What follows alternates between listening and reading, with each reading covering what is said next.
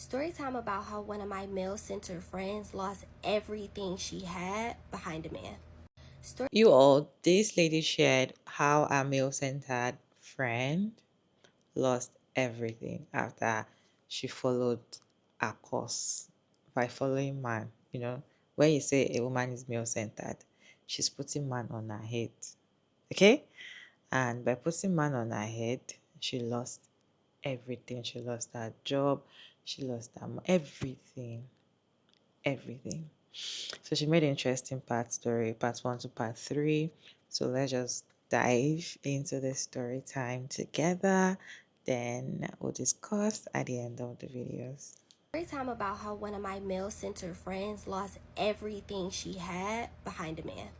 Just a little bit of background information. When we first became friends, I knew that she was male centered, but it wasn't to the point where I felt like I had to stop being friends with her. You know how we all have friends who kind of just do dumb stuff when it comes to men? That's how I thought that she was. She also was a very big user of dating apps, and she would always meet men on dating apps and invite them back to her home where she lived alone. And to me, I always thought, like, girl, are you crazy? Like, that's not okay. So fast forward, we decide to go to a R&B concert that's at the State Farm Arena. After the concert, we decide to go from the arena to Midtown to have late night happy hour at STK. Everything's good at STK. We're eating, kikiing, having a fine time.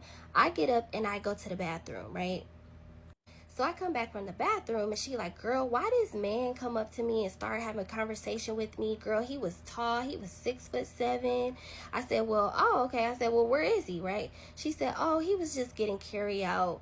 I was like, dang, I missed him. I said, did you get his information? Did you get his number or anything? She like, nah, girl, we just was having a quick conversation.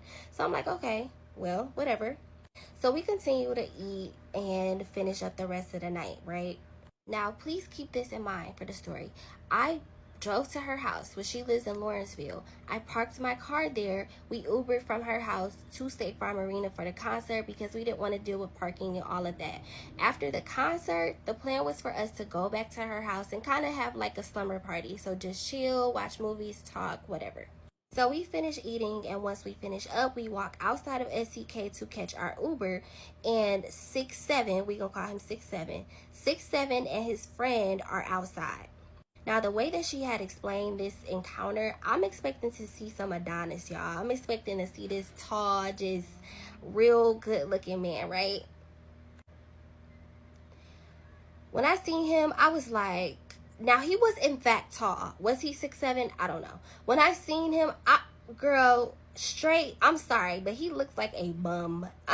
He had on basketball shorts, like flip-flops, and a t-shirt. He didn't have no haircut. I'm like, this the man that you're talking about right now? So when I see him, I'm not impressed at all, right? But at that point, they see each other. He walks up to my friend and is kind of making small talk. Because mind you, we're waiting for our Uber. Or we hadn't ordered our Uber yet, but we were in the process of ordering our Uber. So 6'7" is with a friend, right? And so I'm kind of looking like, I said hi, of course, but I'm kind of looking like... So she's sitting here having conversation, like small talk with this man. And so while I'm waiting, I asked a friend to come snap some pictures of me in front of the STK sign. So he does that. He took some pictures of me, and then we had like little small talk conversation. By the time that happened, our Uber showed up for us to go back to her house. So now our Uber is here, and at this point, I guess my friend is 6'7", have exchanged numbers or social media or whatever. I say bye. We hop in the car. We going back to her house. Remember, I told you that we were in Midtown at STK. She lived in Lawrenceville, which is a good 40-minute drive. So we make it back to her house, and remember I told you that the plan was for us, I'm thinking the plan is for us to have a sleepover, kiki, watch movies, do whatever, and then I'll leave the next day. When we get back to her house, she tells me, oh yeah, I invited 6'7" and his friend back over here. I said, I'm sorry, what? You did what? Why? She like, oh, we're not going to be doing nothing really, you know what I'm saying? I just want to talk to them more, and we're not doing nothing else, so we might as well invite them over. First of all, we don't know these men from Adam. And while they did not look like threatening men, it's still extremely dangerous. Why would you invite men over that you don't even know to your home. You know what I'm saying? So me, I'm irritated about it, but I'm like, they didn't seem like they was super threatening. And me, I got my pew pew, so I'm like, even if they try something, you know what I'm saying? I'm like, nuck if you buck, for real. So they come over, it's cool, it's chill, whatever. We end up playing Uno, right? Sitting at the table.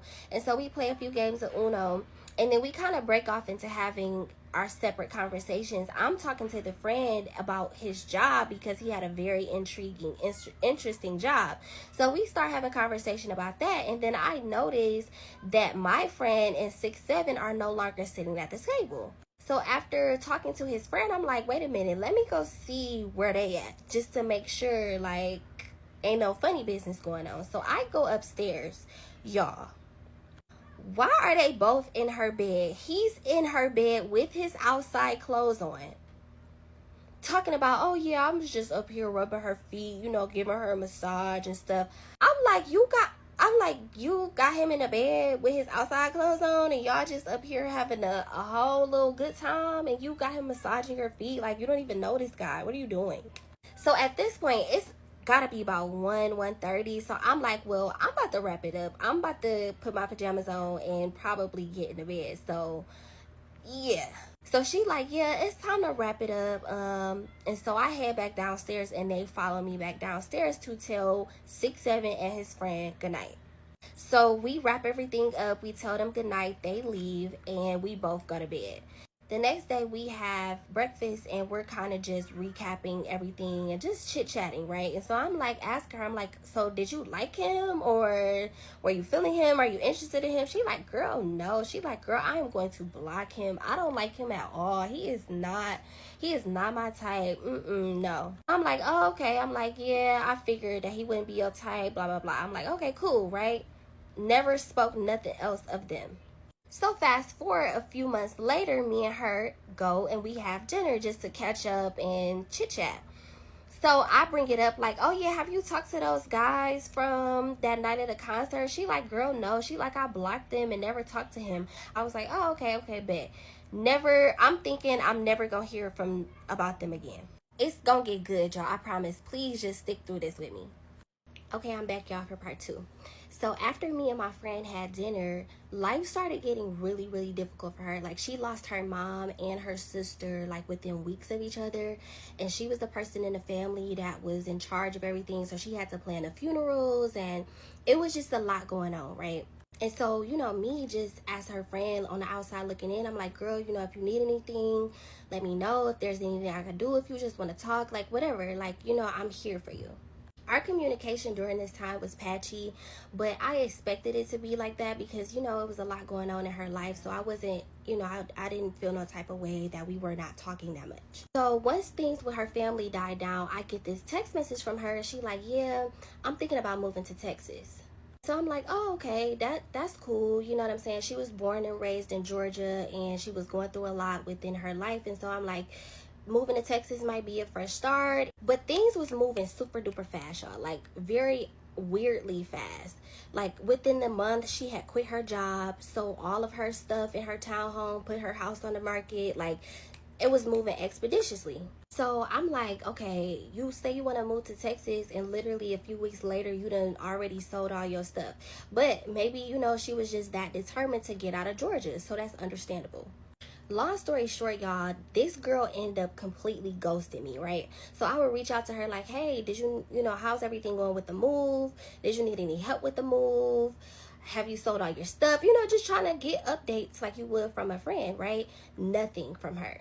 So after a few months go by and I don't hear nothing from her after she moved to Texas, I'm like, okay, maybe she moved to Texas and just wanted to completely start her life over, forget everybody that she knew in Georgia and whatever. So I'm like, okay, it is what it is. So some months go by, y'all. This gotta be like 4 to 6 months later, right? After not hearing from her, I get this random text message, and it's from her. She like, hey girl, so sorry that I went ghost. It's been so much going on. I really would love to talk to you. I really would love to catch up. I'm like, okay. I'm like, okay, cool. You know what I'm saying? I'm like, how's the move to Texas? Are you liking Texas? What's going on? Y'all, tell me why this girl moved to Texas with 6'7". When she called me and told me that she moved to Texas with 6'7", my mouth was on the floor. Because mind you, this is the same man that you told me months ago that you was never going to speak to again, and now you done moved to Texas with him? I was flabbergasted. Not only did she move to Texas with 6'7", 6'7" was in the military, and I guess he was like had a disability or something where he wasn't working. He didn't have a job. Mind you, y'all, she was paying all of the bills. She paid all of their moving expenses. She paid to move 2 of her cars. She got a job. He did not have a job. So she telling me all of this, and I'm just, my mind is blown. I'm at a loss for words. I can't even talk. I'm just listening. She done moved with this man to Texas, and he did exactly what a man would have done. He started cheating on her. Hello. So she finds out that he starts cheating on her, right? Because apparently, obviously, they moved to Texas together. They became together in a relationship. I missed all of that, right? She didn't tell me.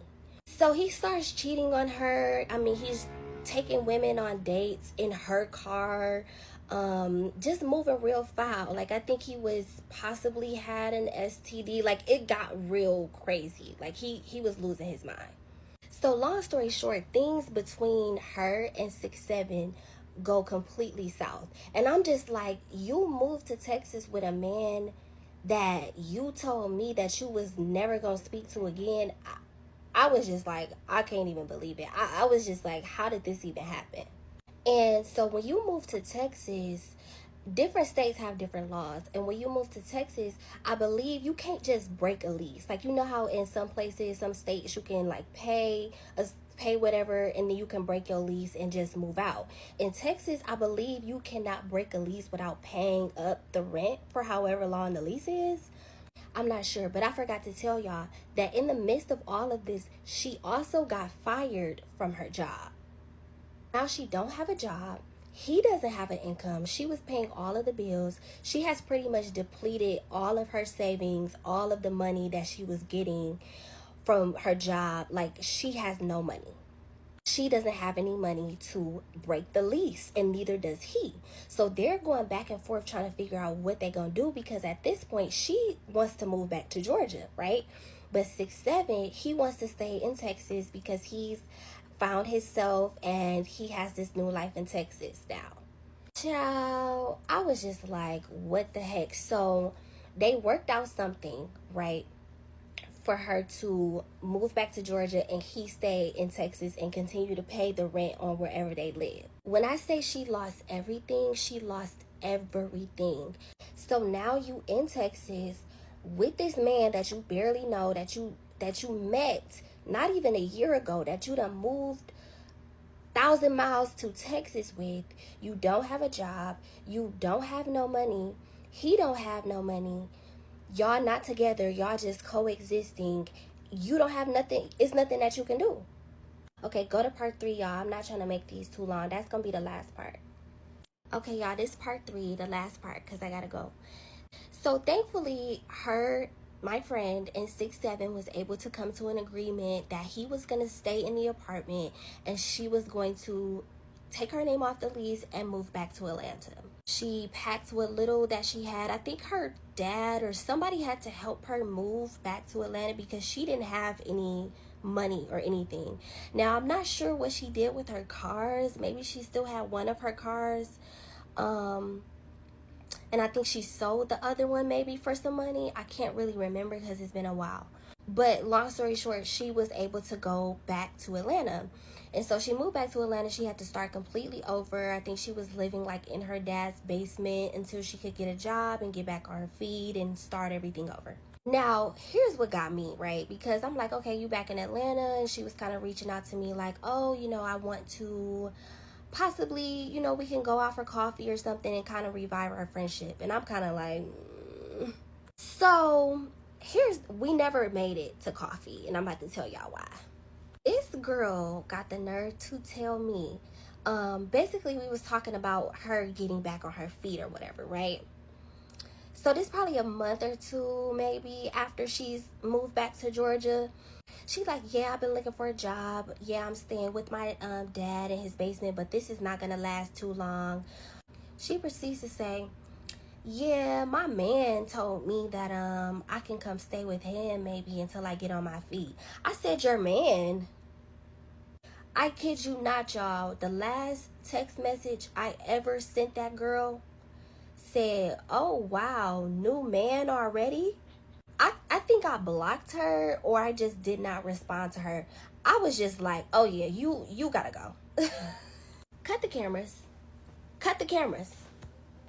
Quit playing. Quit playing. What do you mean you have a new man already? She had met a new man either on a dating site or it was a man that she had already knew that was on a dating site. What do you mean you got a new man? I was so just I was outdone. I was just like, yeah, it's no room on God's green earth for us to ever have a friendship. You went through all of that just dealing with a man. You trying to tell me that you can't be by yourself for 2.5 seconds before you hop into another situation? She is the definition, y'all, of male centered. And you have to be so careful when dealing with male centered women because they be the type of women that will do anything for a man. Those murder shows that you see that be like For My Man, where women be crashing out and unaliving people over men, those be those types of females. And you don't want that type of female around you because they are dangerous and scary. What do you mean you have a man already? Are you cool? So yeah, y'all, long story short, I never responded to her after that message.